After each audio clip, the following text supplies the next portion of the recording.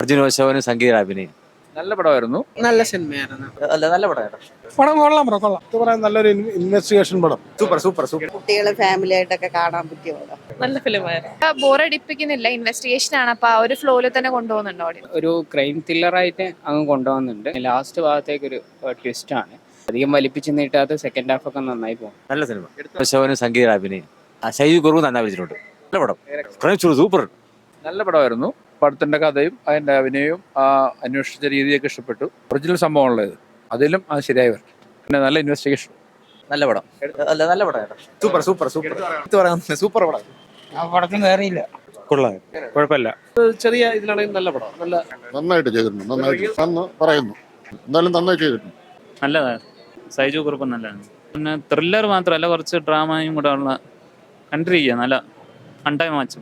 നല്ല ഫിലിമായിരുന്നു. എന്താണ് ക്രൈം എല്ലാം ഉണ്ട്, എല്ലാ എലമെന്റ്സും ഉള്ള ഒരു പടം കൊള്ളാം, നല്ല പടം. ഇത് പറയാൻ നല്ലൊരു ഇൻവെസ്റ്റിഗേഷൻ പടം.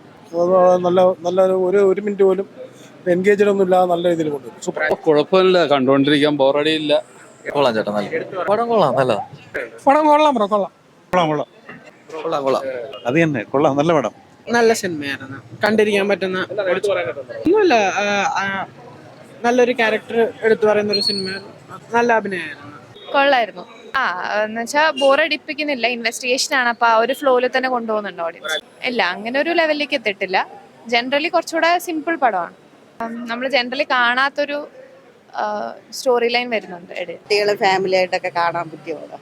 ബോറടിച്ചിട്ടൊന്നുമില്ല. നല്ല സിനിമ. സൂപ്പർ. കണ്ടിരിക്കാം. നമുക്കൊരു വരുമ്പോ ഇവരൊക്കെ ആണല്ലോ എന്ന് വിചാരിക്കുന്നെങ്കിലും നല്ലതായിരുന്നു. കുഞ്ഞുങ്ങളൊക്കെ ആയിട്ട് കാണാൻ പറ്റും. ഒട്ടും ബോറടിച്ചില്ല. നല്ലതായിരുന്നു. സസ്പെൻസ് ത്രില്ലർ തന്നെയായിരുന്നു.